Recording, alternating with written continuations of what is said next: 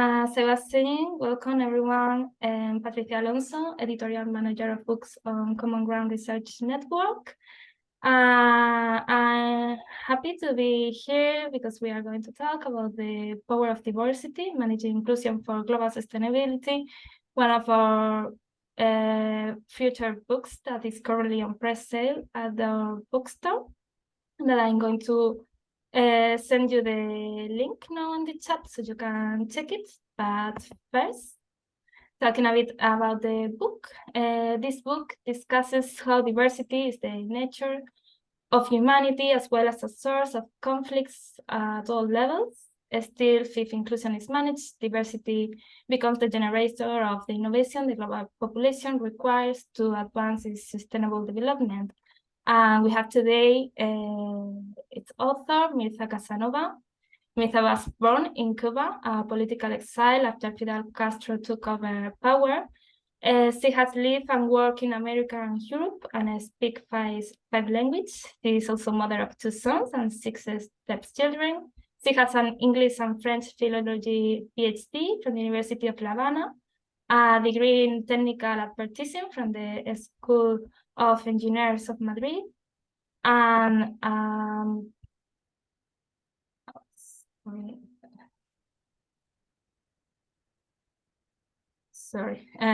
got a new admit, and a degree of technical advertising from the School of Engineers of Madrid, and an executive business management program degree by the Business School of the University of Navarra. She is also the founder of the European Institute for Managing Diversity Research and Implementation of Diversity Policies in Regions, cities, companies, and institutions. She developed the diversity charters for the 50 trade generals of the European Union, and she was nominated in 1996 for the award Woman for Europe. So it's a pleasure to have you here, Myrtha, today and learn a bit more about your work. If you want to start. Well, it's a pleasure to be with you. Thank you so very much for the invitation, and good morning to everybody.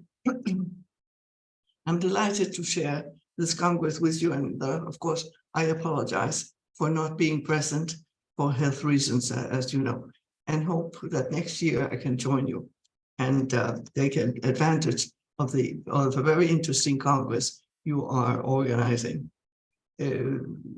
We are presenting today the book, The Power of Diversity, which we hope can contribute to the splendid job that the network does in promoting local and global diversities at all levels.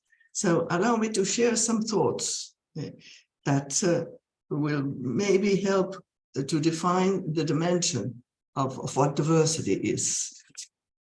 The United Nations recognizes 195 countries in the world today that large 7,800 million people. 300,000 years ago, the human community was made up only of 10,000 inhabitants. It took 35,000 years to double that number. Yet from 1930 to 1974, that is in only 54 years, the human population doubled. The birth rates became of 5.5 children per woman. Today is only 2.4, according to the United Nations. The behavior of the people differ greatly throughout the world. The global population profile is highly diverse.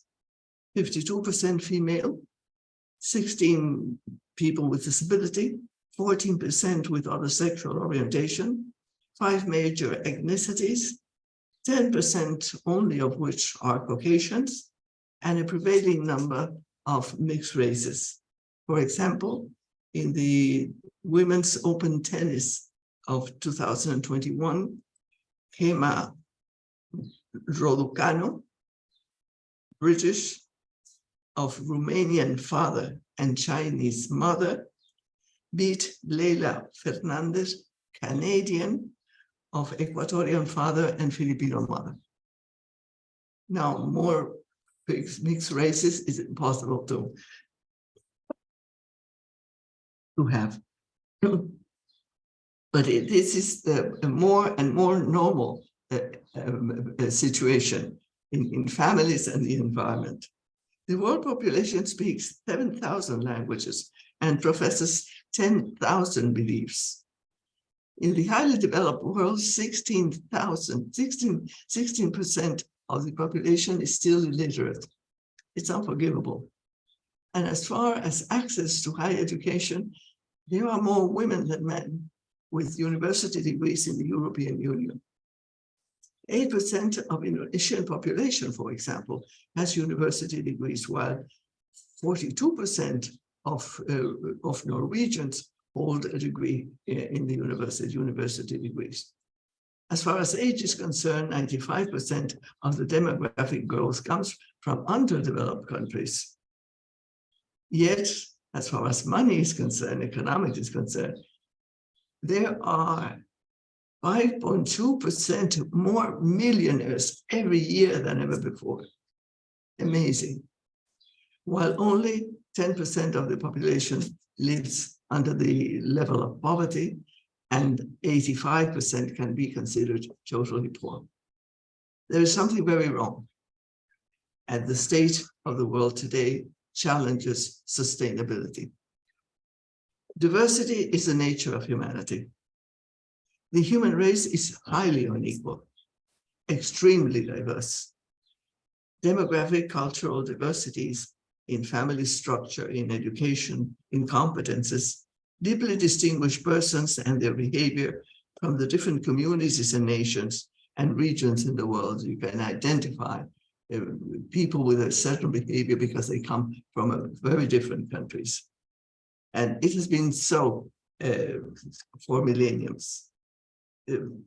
493 million years passed from discovering the fire to discovering the wheel in the prehistoric area. Of course, that really set an important progress for the humanity, because it allowed people to move and then to know and get together with other people of other regions, and then start this process of learning and exchanging, which is what produces development.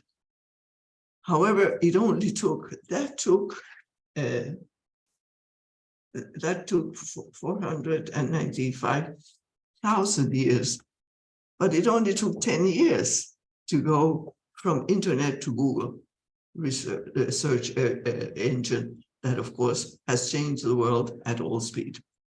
Today, Google, for example, received 3.8 million requests of research information, while in that same minute, 156 emails are sent, 156 million emails are sent, 29 million messages through WhatsApp, plus all the movement of all the networks, etc. This is the dissemination of the world today as far as connecting information between all peoples of all the countries and areas of the world is concerned. So this effect makes us believe, makes us think, can people accept this accelerated innovation in technology of communication? Because communication allows people to learn new things. How many new things can a person assimilate, interpret, and implement every day and every minute? It's a very important question that we have to ask ourselves. In the past 100 years, only in the past 100 years, the scenario has totally changed. It was really reaching every single person worldwide on real time. It's a stunning reality. Humanity has gone from horseback riding to space travel in 1 century. Now, can people accept these changes and integrate them into their daily lives? Humanity has gone from horseback riding to space travel, and in that same 100 years, women have gone into all the areas and sectors of the environment, in economics, in science, in technology, and in politics, where in the other millions of years of history of the humanity, women had only played the role of carer of the family and of the community. Now, is this a coincidence, or is this one of the causes of this extremely and astonishing change we're living? For example, the European Union is being piloted by 3 women today who are doing a splendid job. Ursula von der Leyen, who's the president of the Commission, Christina Lagarde, who is the director of the central bank, and Roberta Metsola, who is the president of the parliament. And again, Hedy Lamarr, born in Vienna in 1914, is recognized always as the mother of the wireless communication technology, the woman. Fabiola Gianotti is head of the major center of the worlds of physics of particles. In the business sector, Maria Carra is chief executive officer of General Motors. And in the financial sectors, we have, for example, Kristina Georgieva, who is the director of the International Monetary Fund. They're women with very low visibility, but very high performance in the areas that they are interesting and they act in. The history of the world up to now has been a history of conflicts and of wars between tribes, communities, and later between countries. As a result of the innate need for search of resources, search for food, search for new materials, search for articles, for climate, for ways of living that have moved people around ever since they had a wheel and could move around, then in the way of holding that, taking a hold of those resources they needed became a matter of conquering those areas, and which is very costly, and it's not always as effective as including. But this has been the history of humanity until very recently, because fortunately in the past century, global leaders have passed from conflicts to conquer other countries, to alliances, to share the resources. This has opened the way to build mega nations through inclusion on the basis of common objectives shared by all. The decline of the importance of the nation states gave way to the Union of Nations. Since 1945, the United Nations has 193 countries as members, and it claims that it's the one place where the world's nation can get together, discuss common problems, and find shared solutions. NATO holds 29 countries as a defense union in the North Atlantic, and 50 self-sustained states made up what today is the United States, the most diverse country in the world, made of immigrants that clearly have things in common, such as it is the land of freedom and opportunities, with one language and with one governance method and with one currency. That has been the most powerful country in the world and has created the leading innovation process up to now. The Commonwealth keeps together 2.5 million people that speak 1,000 different languages of their 54 ex-colonies. The British Empire has done a beautiful job in consolidating and uniting and keeping included all its ex-colonies that now profit from social, economic, and technology benefits as independent nations. Russia has 21 territories in their area. The Association of Southeastern Asian Nations, ASEAN, brings together 10 countries to go against, to develop accessibility to economic growth. And the Organization of Oil Exports, for example, OPEP, has 14 countries and states that get together to share 43% of the world oil production and 81% of the oil reserve, without quarreling with each other, without going into extremes of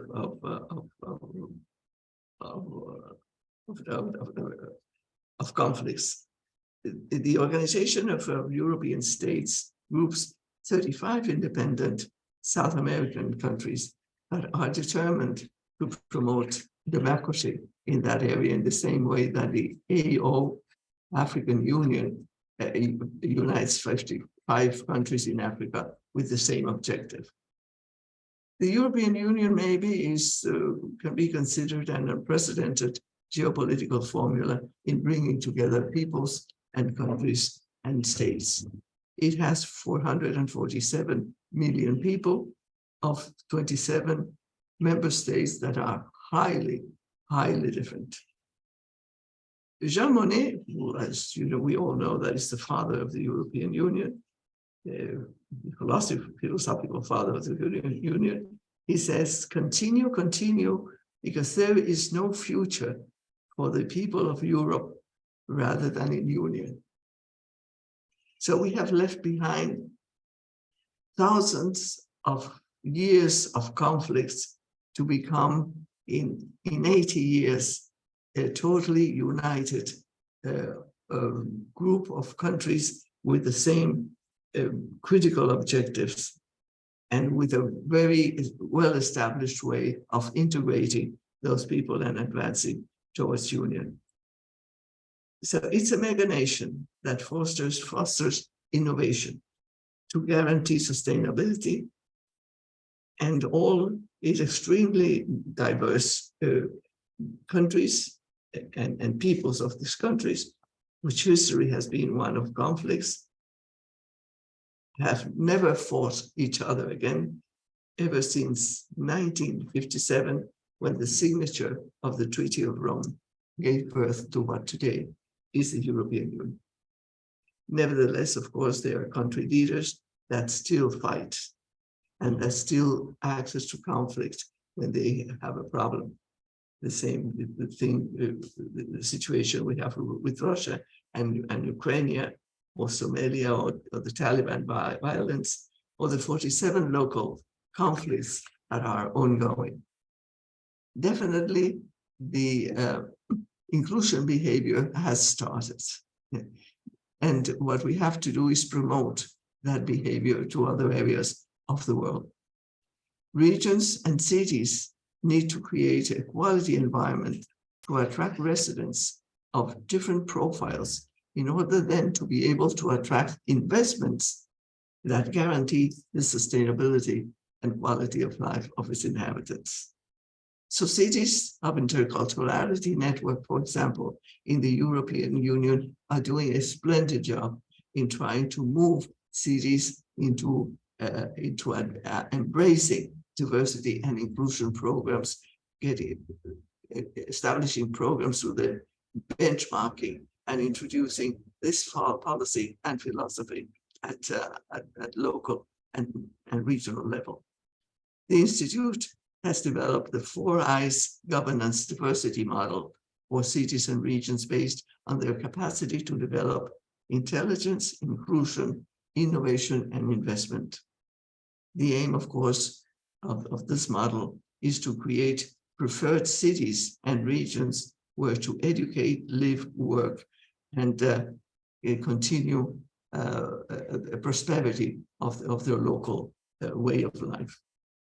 Cities and regions are always competing for investment. They are always competing for talent.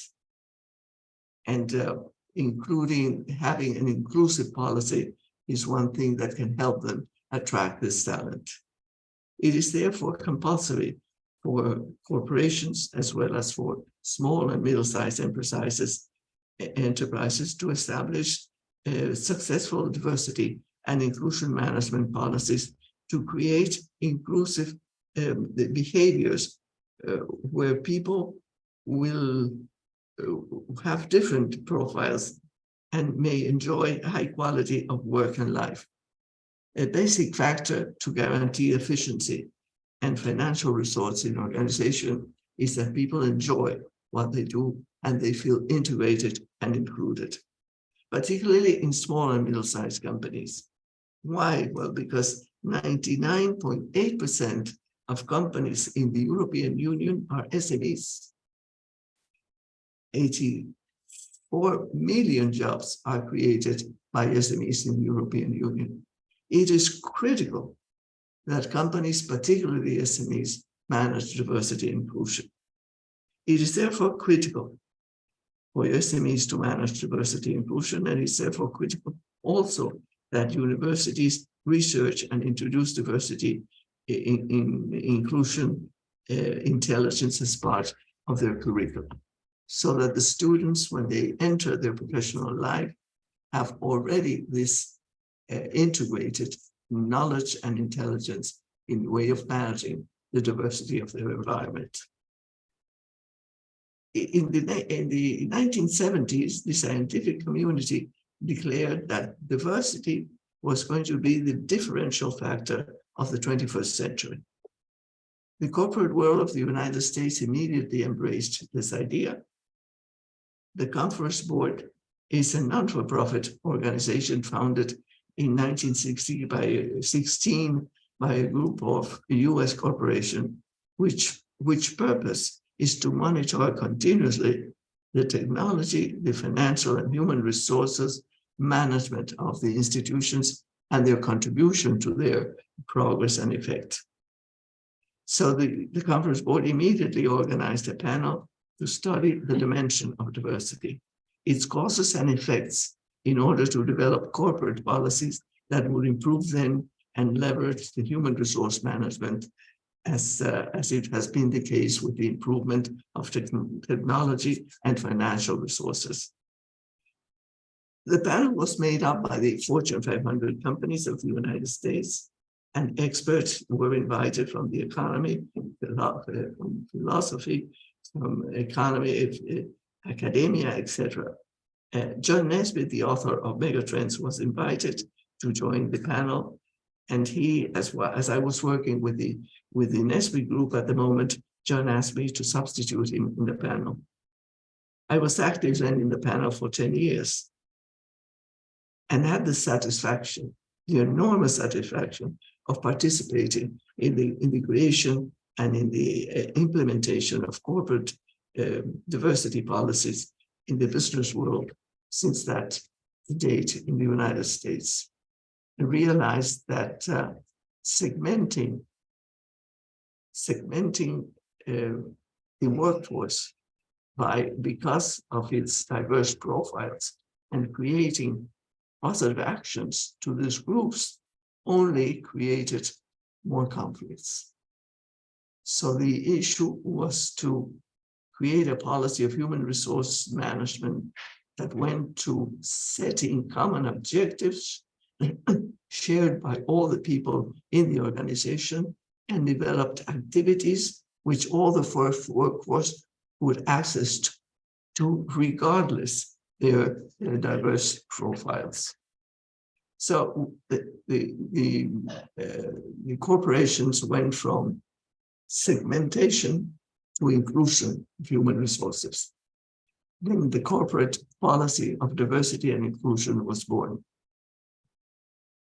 In the 1980s, the large companies already had established their diversity policies as a corporate policy, generally through a vice president that responded to the chief executive officer.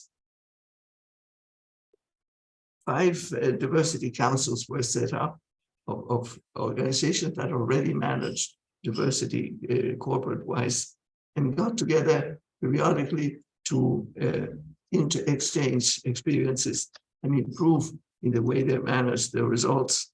There was one in Canada, but it was not until 1999 that the first Diversity Council was founded in Europe, or in 2008, for the first Diversity Council to be established in Asia, which gives us the understanding of the difference of cultures when accepting an innovation, accepting it, understanding it, and implementing it. Because I was the only person from Europe in that panel. In the mid-80s, the presidents of these companies started calling to ask support to establish their diversity policy in the subsidiaries in Europe. Our condition was to be allowed to create a group of local consultants that would act with the local decision makers of the subsidiary, so that the diversity policy was their own idea to meet their own objectives, and not only an imposition from the corporate policy, from the corporate organization. So the local team, of course, spoke the same language. They were of the same country. They shared their culture and understood the legal environment. It was a great success, and we serviced many organizations during those years. From 2000 to 2010, we worked with DG5 Director General that had made a declaration, which is called the 2000 EU Declaration and Directive. It established equal rights for all European inhabitants in access to work, to promotion, to conciliation of the professional and family life, regardless their diverse demographic profile, gender, age, ethnicity, disability, sexual orientation, or their cultural diverse profiles of languages, beliefs, education, family structure, competences, skills, etc. We worked at that for 10 years. In those 10 years, the European Union diversity and inclusion policy was developed, which is what is being applied today. Plus the fact that in each country, a diversity charter was established to be able to service the companies in the understanding of diversity and creating promotions and creating education and creating training, so that they would interact and develop in their country their policy, their organization, the diversity and inclusion policies. Today we have in Europe 23 diversity charters operating. In 2010, then, in 2011, then diversity passed from Director General of DG to Director General of Justice. Why? Because Director General of Justice ruled that discrimination based on diversity profiles was penalized by law in the European Union. UNESCO, in November the 2nd, it ranked diversity as a cultural heritage of humanity. Why? Because it generates the innovation that has developed humanity to the point we're in. Diversity is multidimensional, and therefore it's very complex to research and implement. Globalization brings together more differences in the world population as ever before. We carry out at the Institute, we carry out a research to analyze the factors of efficiency in corporate communities. Some results were really stunning. 71% of the task force felt used by the company. Of course, if the employees of the company feel used by the company, there is no possibility of creating efficiency in that organization. And very significant also was that 73% of employees didn't fully know what the company's business and products and services was all about, little less their contribution to the welfare of their clients and the environment in general. In other words, a person with talent does not want to join a company where they're not able to participate and to contribute. The people with talent do not go to a place just to be there 10 hours a day.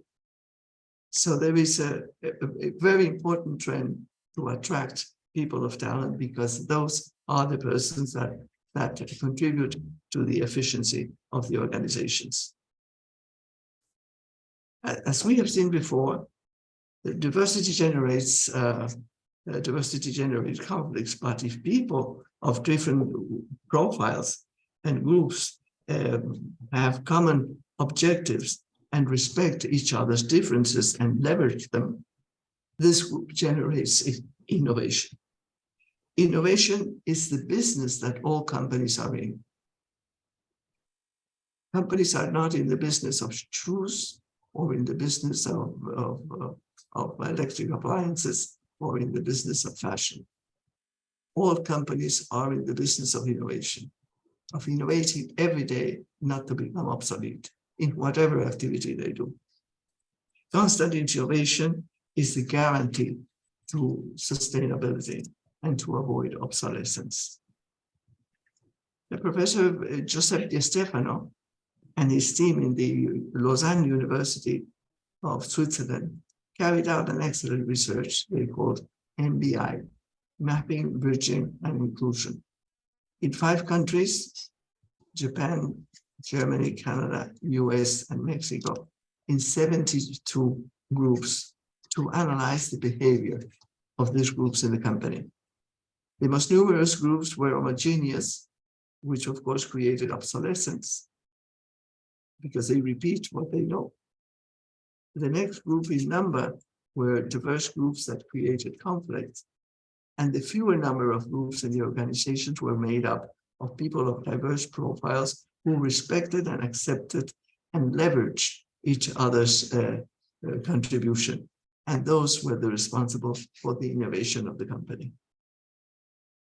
And just as a note, for example, innovation, Sentinel Island, that you know, it's a prehistoric tribe lives there, is being monitored all the time.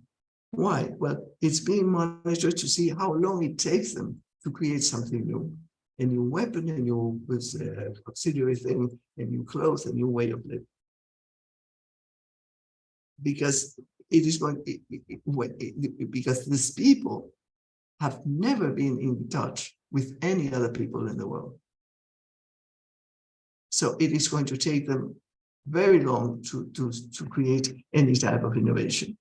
While at the same time and in real time, in California, companies like Google and Apple transform the world every day. Diversity management is based in the transformational behavior of all the people in the organization, not only of decision makers, so that the attitude of all employees be one of respect, acceptance, and the acceptance and including the profiles of the other persons in the workforce.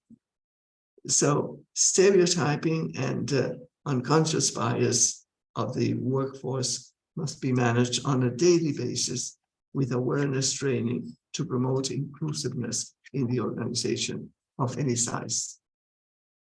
At the Institute, we have created the diversity management model for companies of large sizes and of SMEs to develop their diversity and inclusion policies, as well as a training menu to instruct in each step of this model to facilitate to decision makers. We closely collaborate with ANOR, which is a certification organization in Europe, which has recently created a certificate for the organizations that manage diversity. The Institute research activities is headed by Professor Gonzalo Sanchez Carrey. His doctorate cum laude thesis, Strategic Management of Human Resources and Diversity in Work Groups, Structural Analysis of Modeling Effects, is a major contribution to diversity management in Europe. Dr. Sanchez heads a research team in the Cádiz University that constantly introduces diversity-focused research projects and practice them, and also runs an MBA in the university, MBA in Diversity and Inclusion Management. As vice president of the Association of Universities in Spain, he has done for years a very important job in introducing diversity as a science in the university curricula. A very vital activity to introduce then students in the science and application of diversity policies when they enter their professional life. At the European Institute of Managing Diversity, we research first and implement policies later. We model the process to establish diversity inclusion policies for organizations, for regions and institutions, and then we measure the results of the projects that we have established according to the indicators that have been pre-selected for it. We always quote Shell, who's a magnificent company, as you know, when they say, what we cannot measure, we do not do, which is a very, very good advice. Managing the inclusion of diversity is a social imperative because it is socially incorrect to discriminate. It is an economic imperative because it is a business case for companies and institutions. And it is a legal impairment because discrimination based on diversity, on diverse profiles, is penalized by the law. So the Power of Diversity is a technical book that compiles 50 years of experience that we have in diversity and inclusion, research and management, the team. We feel that it is a responsibility to inform, contribute, and introduce the science of diversity and inclusion to generate innovation and therefore the efficiency that guarantees sustainability of humanity in an increasingly evolving, diverse global scenario. Thank you very much, and I wish you a wonderful Congress. Thank you so much, Myrtha. It's been fantastic to have you here and hear about the opportunities that managing inclusion have, as well as your experience and your point of view. I'm just posting at the chat the link to the pre-sale of The Power of Diversity if you want to take a look at it.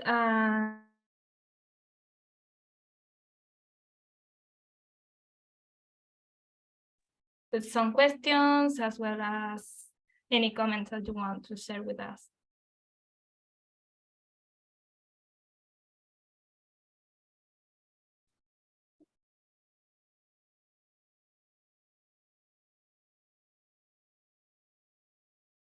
Someone that wants to start, share? Yeah, I can ask a question. I'd like to ask a question, Patricia. So, my name's Bill Cope. I'm one of the people who founded this conference and this journal. And at the point of founding it, 20-something years ago now, just before that, I'd been director of the Office of Multicultural Affairs in the Department of the Prime Minister and Cabinet in Australia. So a senior position.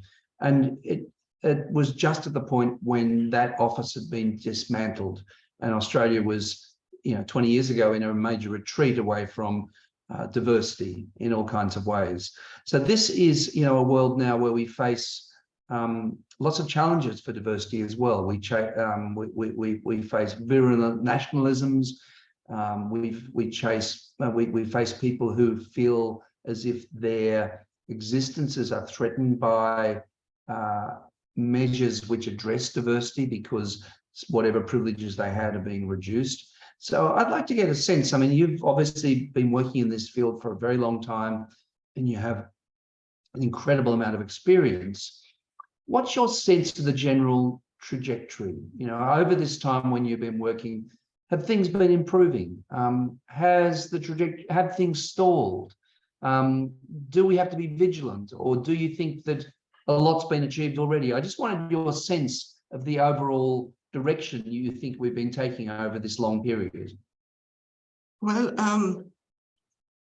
I'm sorry, maybe I haven't understood totally well what you're saying, but if I do not answer you, please let me know.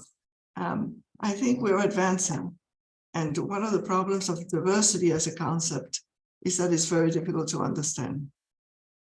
So introduce diversity as they think that it's something that comes in a package and then you will load it and set it up in a company. And it's not that at all. It's a transformational behavior of everybody. And that is not easy to achieve. So it is a model and it has to be implemented constantly. I think that one of the challenging things of this moment that we're living in humanity of very fast changes is the fact that to what extent can a person understand, assimilate, and implement a new change when it starts, when changes are happening every second and every minute. To what extent that people can understand and live with this changing environment and be creative and leverage those changes rather than fear them. People tend to do what they know how to do in the comfort area, which has been the culture for all these millenniums. You're in the comfort area, you implement what you like to do and what you know how to do.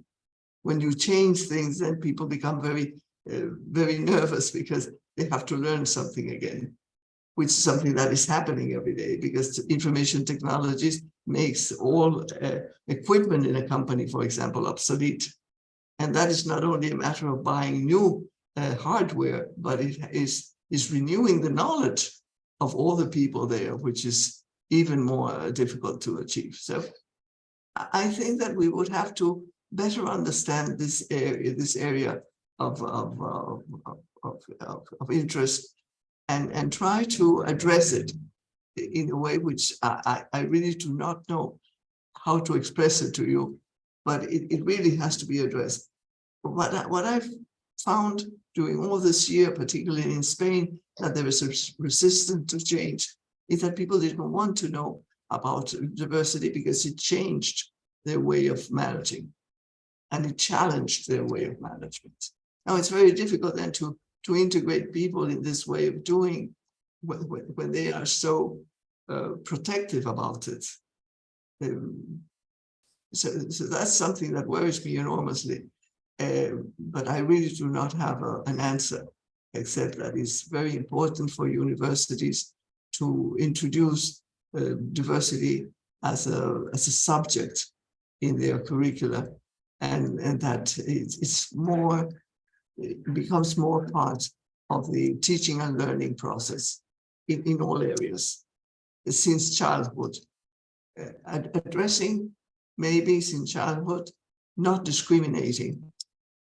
And then the process starts of not discriminating, and then would be that of inclusion. I don't know if I have answered you at all. Thank you. Thank you for all the work you've done. Thank you, Bill. Thank you, Myrtha. Anyone else want to share some comments, some questions? David? Yeah, thanks, Patricia, and thanks very much, Myrtha, for this fascinating and interesting presentation, and thanks for making time for this Meet the Author session. I thoroughly enjoyed that.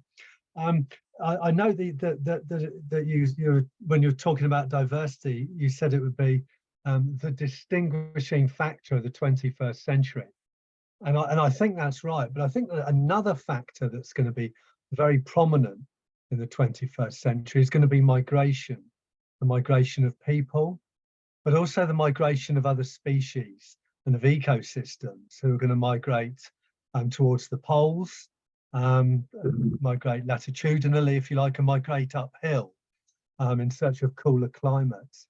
So what I was wondering is what this says about biological diversity in the 21st century and the challenges that this migration poses for inclusion, and how we achieve inclusion of people and of other species in governance structures I'm minded of something that Orrin Young came out with a few years ago, which is about what he calls the Anthropocene governance gap. And it's that the old governance structures are still in place. They're not responding quickly enough, or sometimes they're not responding at all. Whereas the new governance structures that we need are not emerging quickly enough. So we have this gap, if you like, on how to manage diversity and inclusion. So any thoughts and reflections that you have on that would be very welcome, Myrtha. And thank you very much once again. Well, thank you to you, because that's a splendid focus on things. The issue is that my feeling is that it is all a matter of culture. And for millenniums, men and women have behaved in the same way. Men and women have had the culture of retaining, of defending their area, of repeating what they know. This is our culture, our spontaneous culture, what we spontaneously do. To do something else, we have to re-educate ourselves. But then the people that educate the new generation has been educated in another era where there was all the things. For example, when I was young, I'm 87 years old now. When I was young, I wanted to send a message to someone. I had to write a note, put it in an envelope, and put a stamp and send it. And then wait for somebody to answer. He could answer in a week, in 2 weeks, in a month. Today we send a message, we do a click, and we have the answer there. It's extremely different. So when a person has been educated in a culture and lived in a certain culture, they educate their children or the next generation based on that culture.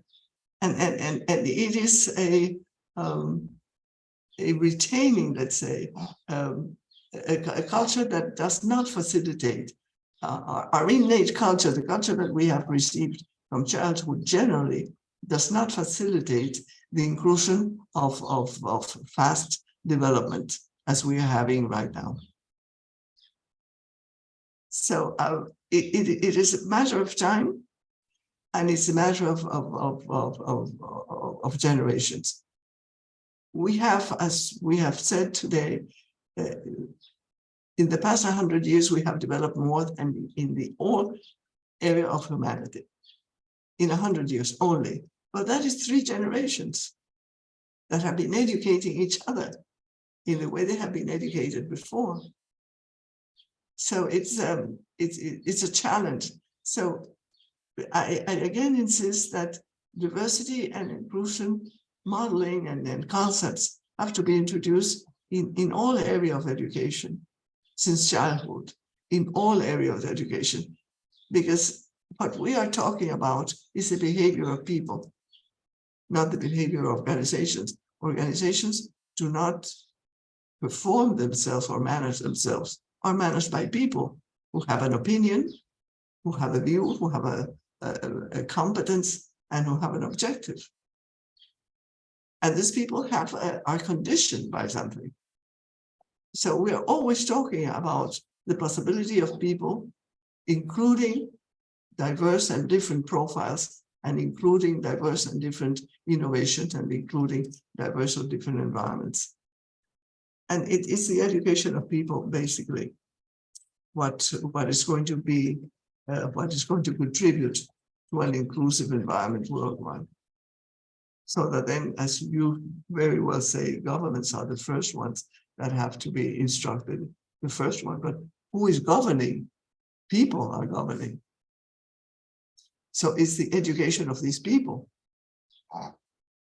But that's the complexity I see in this area. And the fact that it is not studied in the universities, it's not studied in the school areas, it is not introduced in education at any level officially right now. I don't know if I helped you at all, but I have a problem with the issue. That's very helpful indeed, Myrtha. Thank you. And by what I should really have introduced myself. My interest in coming along today is I am the chair of Common Ground's on Sustainability Research Network. So when I saw you were talking, I made a point of coming along, so and I'm glad I did. Thank you very much, and thank you for your reflection. Thanks to you. Thanks to you. Thank you. Thanks to you for being there. Thanks to all of you for being there. It's amazing. Thank you. Simon, do you have a question? Yes, I do. I'm a sociologist in South Africa with an interest in migration, and it was the question on migration that convinced me to ask a question. Thank you very much for the presentation. My question is going to be whether any of the research that you've been involved in has distinguished between the developed world and the less developed world, or between the global north and the global south. And let me try and tell you why I'm asking that question. You mentioned talents that people have, and these talentful people are employed in corporations, and they are part of the more innovative aspects if those talents are brought from diverse backgrounds.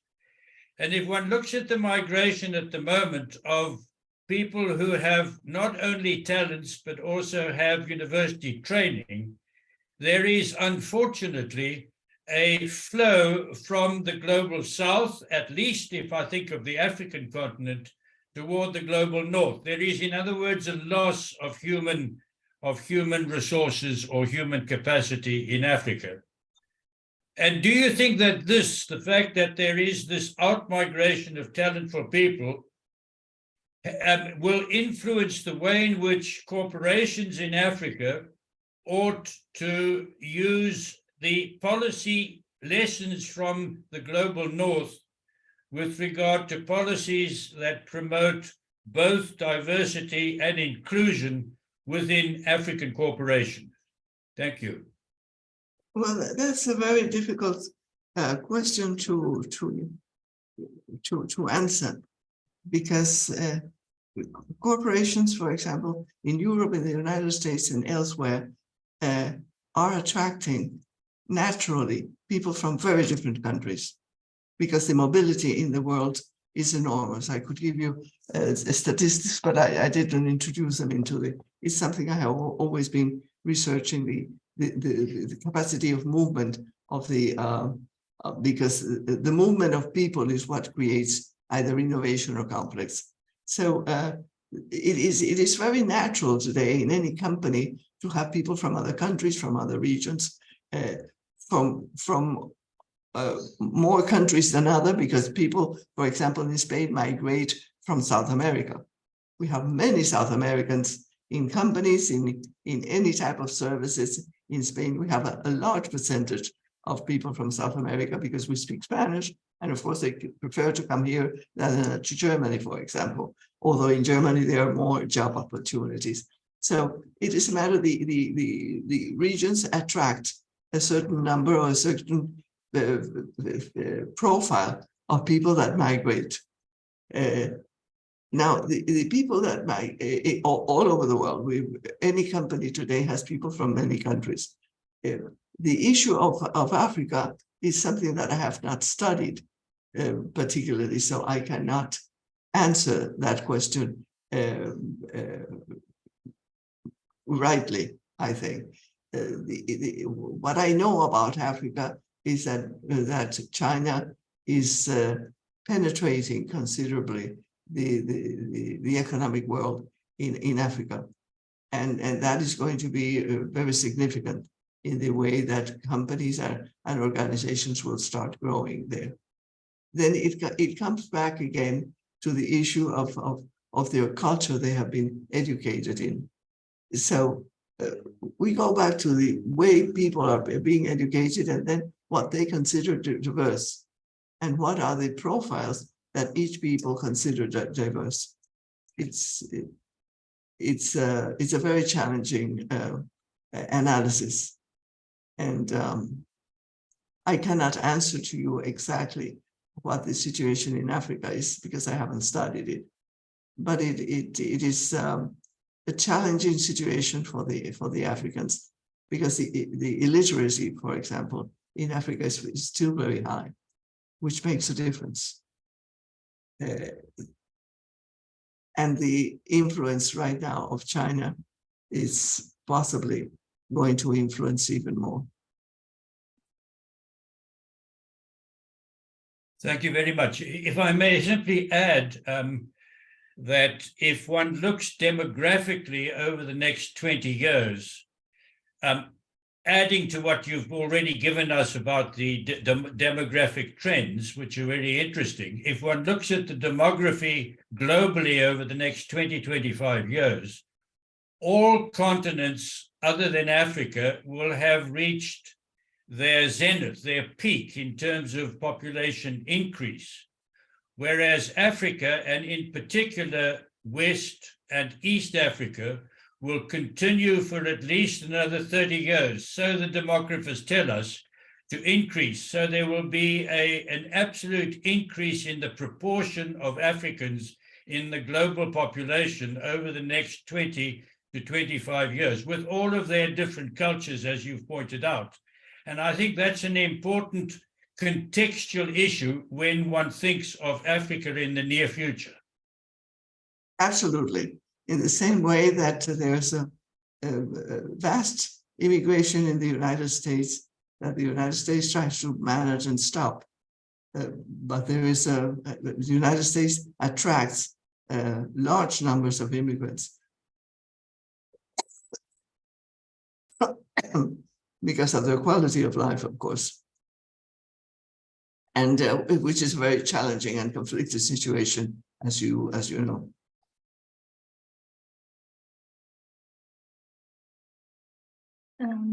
Okay, thank you, Simon. Thank you, Myrtha. We have run out of time. I just want to read the comment that Claudia has posted on the chat.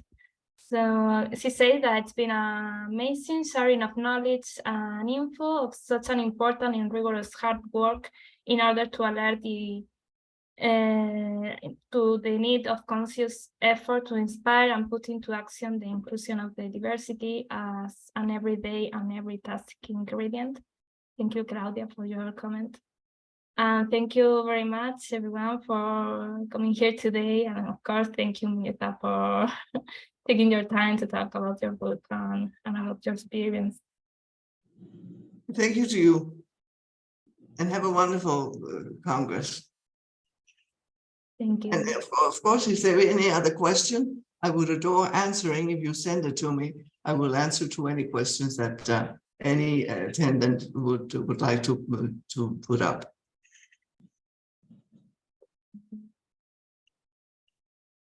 Thank you so much for everyone that is commenting on the chat. Well,